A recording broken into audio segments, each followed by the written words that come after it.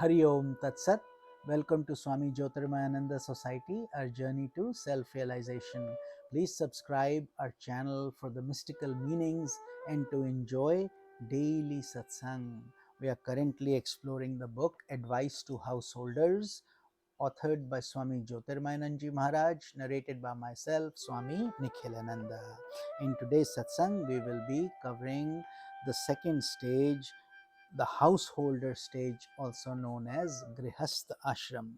Householders have a great responsibility. They are the backbone of the society.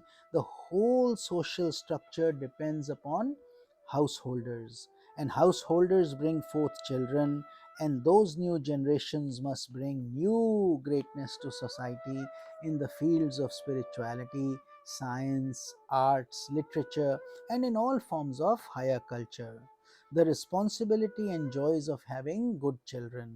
According to the Hindu Dharma, householders may plan to bring forth a child with special qualities and talents. They practice austerity and devout meditation to achieve this objective. According to the philosophy of the Vedas, a child is an evolving soul. It is not born in the family just as an accident. It is drawn to a family where it can find the best situation for its evolution.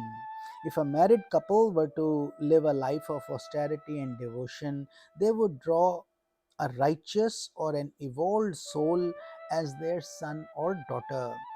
By adopting special attitudes and meditations, they may plan to have a child with special qualities such as patriotism, heroism, scientific talents, artistic talents, and so forth. If you read the scriptures, you will find that even the divine incarnations, Krishna practiced intense austerity for 12 years to beget a child. Even Krishna, the divine, did so. Why? To set an example for others, to teach the lesson that the goal in human life is not sheer pleasure, but there is a deeper purpose. You do not bring a child into the world just as a byproduct of pleasure, but you regulate your pleasure so that you may bring a child with special virtues. Bringing into your family a great soul and then educating that soul and allowing the soul to evolve in a congenial environment gives you an opportunity for a greater form of good karma. The positive interrelationship of the soul of the child with the soul of the parents is an important aspect of karmic law and fulfillment. As you help your child create positive karmas for himself, you are creating better karmas for yourself and for society also. The child unconsciously is always influencing you. In a humorous story, it is told how King Akbar was once playing with his little grandson while court was in session. Suddenly, the little boy climbed upon Akbar's shoulder and grabbed his mustache. That was the greatest crime that one could commit when the court was in session. So King Akbar looked at Birbal and said, "What punishment should we give to this young criminal who snatches at my mustache?" Birbal replied, "Your Majesty, he has every right to do so because he is the emperor of emperors." King Akbar said, "How so? Prove it. Otherwise, I will have to deal with you sternly." Birbal said, "Please, Your Majesty, give me some time and then you will understand."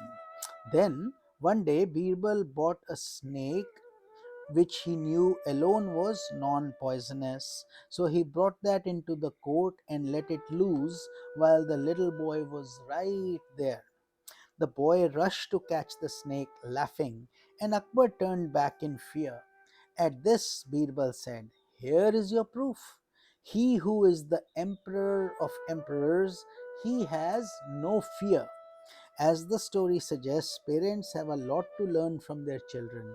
Caring for the spirit that has come to you as a child in a little body helps you discipline and shape the inner structure of your own life as well, and at the same time helps you enjoy a sweetness and tenderness while otherwise you might not have expressed that through your personality.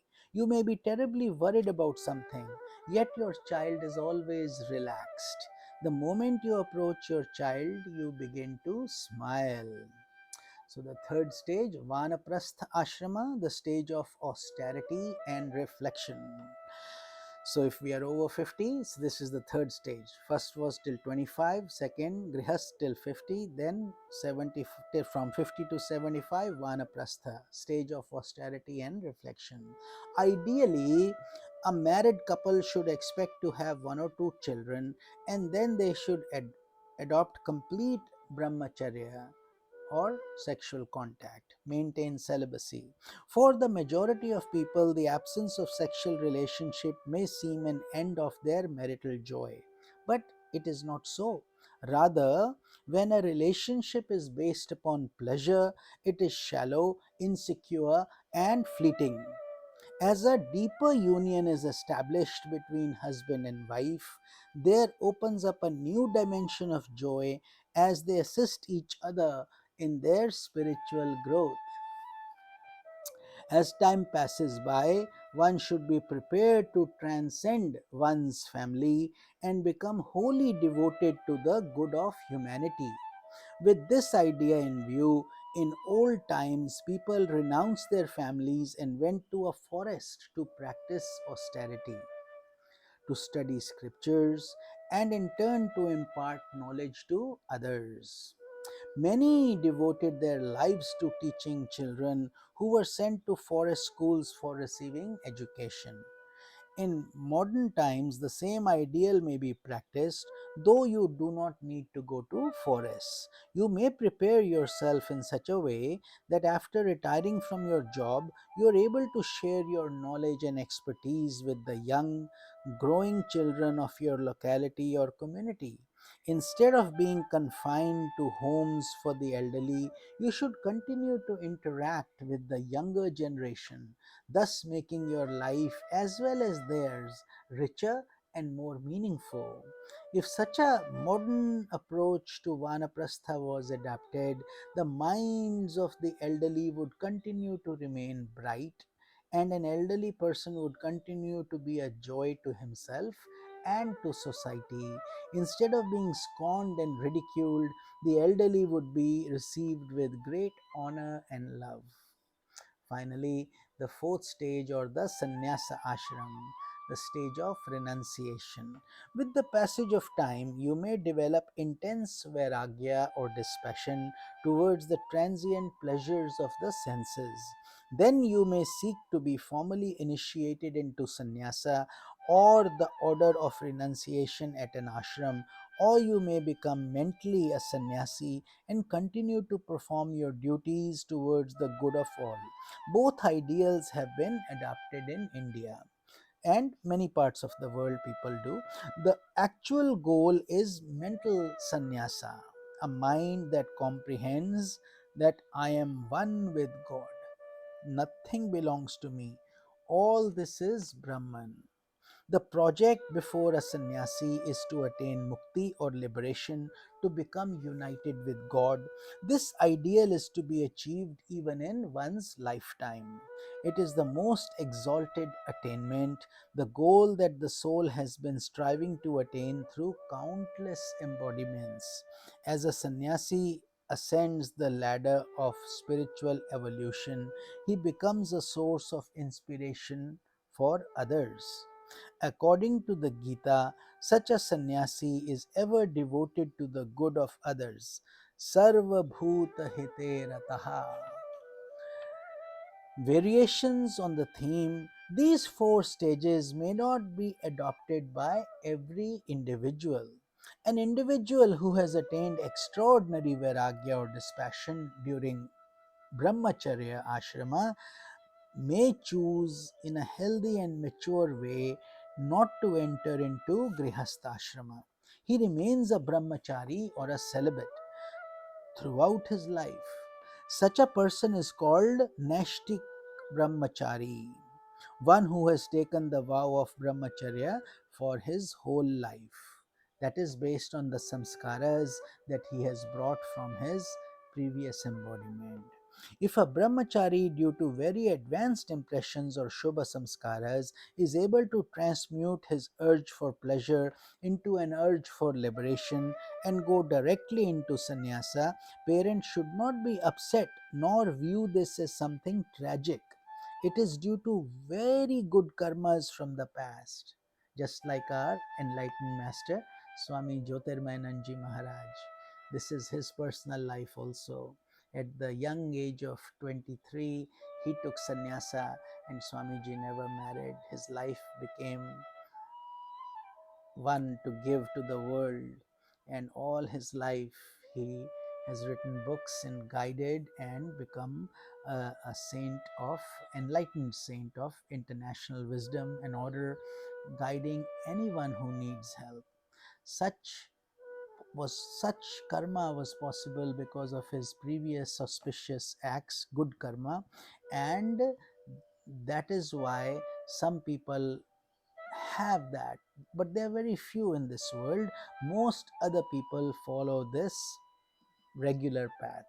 However, parents should look deeply into their child's mind to determine if the child is choosing sannyasa because of some frustration or immaturity. Many, sannyasa is not an answer to run away from the world. In fact, it is harder to be a sannyasi because you are giving back to the world, you are not taking. And if so, it would be wise for the parents to discourage his choice. Thus, there's a lot of introspection, decision for the parents and for the soul also, who is trying to do this at an early age. Therefore, generally, sannyasa is discouraged for younger students and people, unless their prarabdha karma is so strong and that they're so firm on this decision. In rare cases, it's the right answer, but not to shirk responsibility or not to study, etc. So they will, such students will not succeed who are simply seeking a quick solution. um, Adapting sannyasa should stem from full confidence within the student. If he does not have that powerful urge, then he will go astray in the name of brahmacharya. The path of sannyasa requires a resolute march on a heroic path, and it should not be adopted on the basis of simple sentiments. The strength to make this choice belongs to only a small number of people who have developed great aspiration for self realization. Otherwise, you go through the three stages: brahmacharya, grihastha, vanaprastha, and then finally sannyasa, because you have experienced everything and you are more mature at that point. It requires a tremendous power to step beyond the biological urge which has chased the soul from life to life. But with the power of vairagya or dispassion, a person may step beyond it and allow himself to be disciplined by a spiritual teacher until passion is completely transmuted into Ojas Shakti, which is also known as spiritual energy. And that is the goal. Whether you are a brahmachari or a grahastha, the goal is to acquire, even when you are alive, a mind that does not consider yourself as a physical body. Bhishma in the Mahabharata is an example of a Naishtika brahmachari. Because of his mastery over his senses, he had developed the psychic power of controlling his death at his will. Some great personalities, such as Sri Adi Shankaracharya ji, embraced sannyasa without ever entering into householder life. These enlightened personalities have no need to follow the ancient plan of ashramas. They are enlightened souls who begin with brahmacharya, and through brahmacharya they attain Brahman, the goal of life. And as we just said, the personal example of our divine master Swami Jyotirmayananda Maharaj, he followed that path as well, and so did many other authentic sages and saints of India who followed the traditional brahmacharya stage and they became sannyasi and that's how they lived their life. So regardless of the exact path one chooses to follow, the movement towards liberation is not a selfish project. Rather, it is a sublime project wherein selfishness is sacrificed. You become uh, joyful and you radiate your spiritual fragrance to everybody. You help everyone. You don't belong to a country or to a particular sect or a religion. You become global, universal, and your fragrance spreads everywhere. So the little self is negated in that journey, and one becomes a fountain source of all that is true, good, and beautiful in life. So, with this, we have covered the details on this, and in tomorrow's satsang, we will pick on. Start the satsang on an important topic of samskaras or sacraments. These are very important in the journey of spiritual aspirants. This is Swami Nikhilananda. Hari Om Tat Sat.